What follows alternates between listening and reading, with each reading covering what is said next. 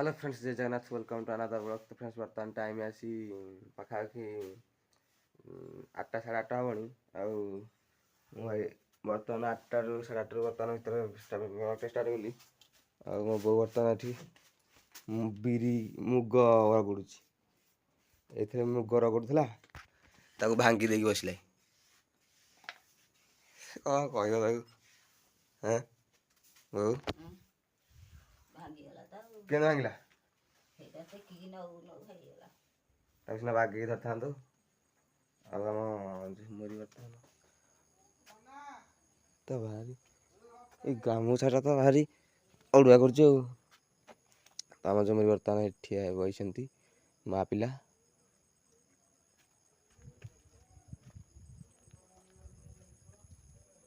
झुमरी नानी कौन करुच?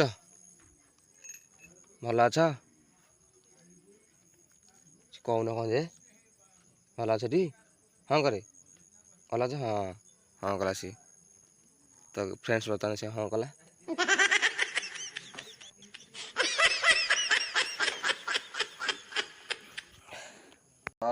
काली जो मैंने पहाड़ एक्सप्लोर वीडियोटा देखिन तो जल्दी जाइए देख। भल वीडियोटा तो बेसी बड़ मुंडिया नुह काली जो पहाड़ जाइलु मीडियम साइज मुंडियाटा माने जहाँ भी बड़ नुह कौन जहाँ भी बड़ तो से काली वीडियो करूँ केमती कौन मैंने से जगहटा केमती कौन काली जाइए वीडियो करूँ। तो सहीटा देखु मो यूट्यूब चैनल ये अच्छी तो जाकि देखु तो देख यार भल लगू न लगू जा देखु। एत परिश्रम कलु घंटे काल आम एपटे एत परिश्रम कर भल लगू न लगू आप देखते प्लीज देखो। तो यहीटार कम ए कौ दिन स्टार्ट हो भाई कहला कौ दिन स्टार्ट हो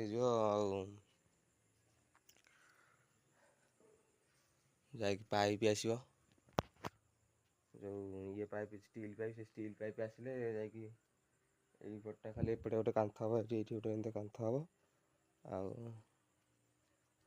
आपटा हम ये 3-4 दिन भितर पटा भितर काम हम आडजस्ट पड़ो।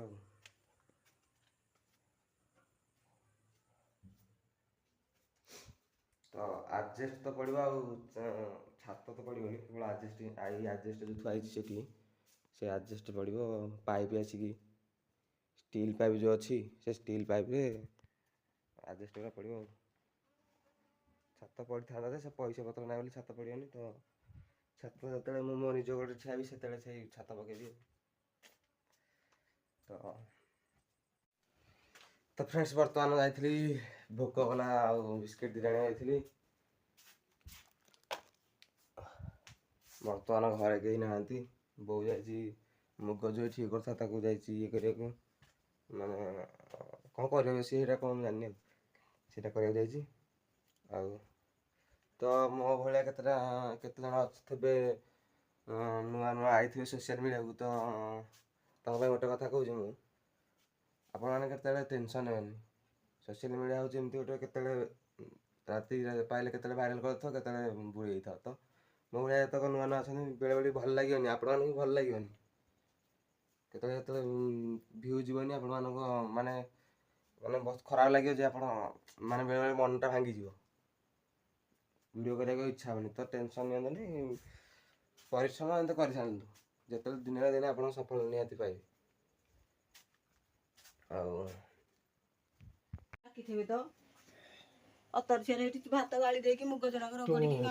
खड़ा कहीं लगेच तो सकाल उठे कौन चिंता करूँ तू कौन चिंता करूँ सकाल उठे गाधेबी चुली लगे भात रांधेबी से जोड़ी कौन कर चिंता किछि नहीं बुलुचु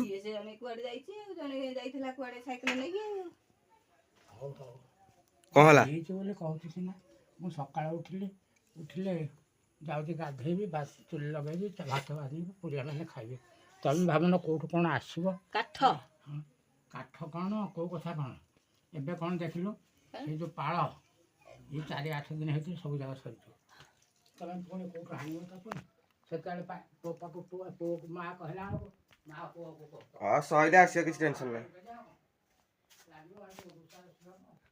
ଏମିତି ଗୋଟେ କାମ ହବ ତ ଆଉ କ'ଣ ଏଇଟା କାମ କରିବାକୁ ମୋର ଆଉ କିଛି ଭଲ ଲାଗୁନି କହିକିରି କିଛି ଲାଭ ନାହିଁ। ସକାଳୁ ଉଠିଲେ କ'ଣ ଗୋଟେ କାମ କରିବା ତା ଚିନ୍ତା ପାଠ ପଢ଼ିବା କି ବୁଲିବା କି ଶୋଇବା ଆରେ କେଉଁ କାଳର କାଠ ପଡ଼ିছে ସେ ଛତୁ ଫୁଟି ସାରିଲାଣି।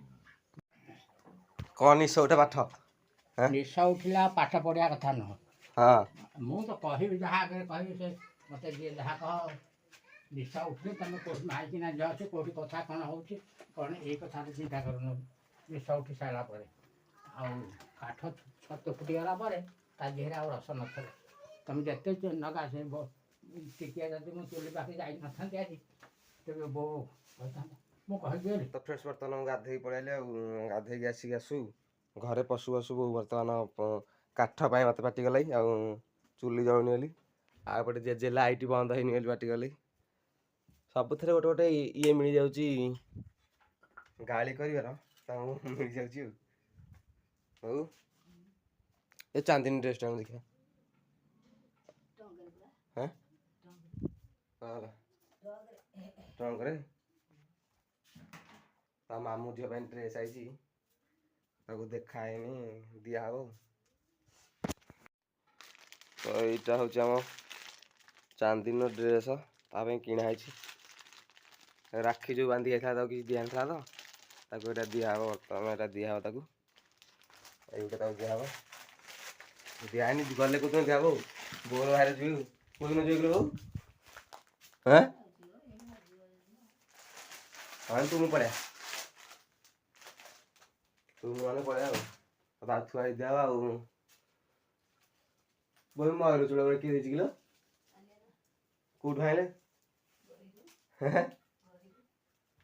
ମାନେ ଜଙ୍ଗଲରେ ମୟୂର ଚୂଳ ପଡ଼ିଥିଲା ନା? ଆମ ଗାଁରେ ମୟୂର ଅଛନ୍ତି ଦେଖ ମୟୂର ଚୂଳ ଅଛି ତ କାହା ଘରେ ଏମିତି ମୟୂର ଚୂଳ ଅଛି କମେଣ୍ଟ କରି କୁହ। ଭଲ ସୁନ୍ଦର ଦେଖାଯାଉଛି। ହଁ ସୁନ୍ଦର ଦେଖାଯାଉନି?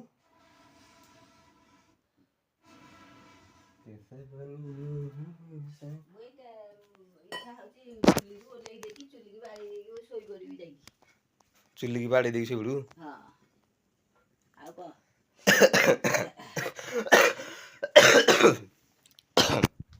ବାବାରେ ଥଣ୍ଡା ଧରା 5-6 ଦିନ ଭଲ ହଉନି।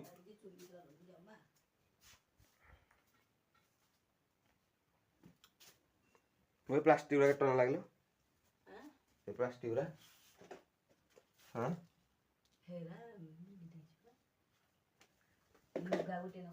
ପାଣ୍ଡିଆ ଆଣିଥିଲା ହଁ କେଉଁଠୁ ଆଣିଲା ସିଝି? ହଁ ହଁ ତ ଟାଇମ୍ ଆସି ବର୍ତ୍ତମାନ 11ଟା ହେଲାଇ ଆଉ ଖରା ପ୍ରବଳ ଜୋରେ ଆଉ ଜେଜେ ଆମର ଏବେ କ'ଣ କରୁଛ ଆଜି? ମୋ କର୍ମ ମୁଁ କରୁଛି କ'ଣ କରିବି ମୋ କର୍ମ ମୁଁ କରୁଛି। ତମ କର୍ମ ତମେ କରୁଛ।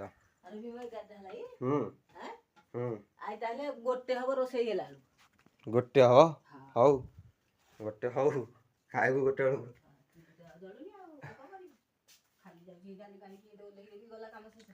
ତୁ ଖାଲି ଡାଲି କରିଦେ ନହେଲେ ଆଳୁ ପୋଡ଼ି ଦେ ନହେଲେ ଖାଲି ଭାତ କରିଦେ ଲୁଣ ଲଙ୍କା ଘରେ ଅଛି ତ।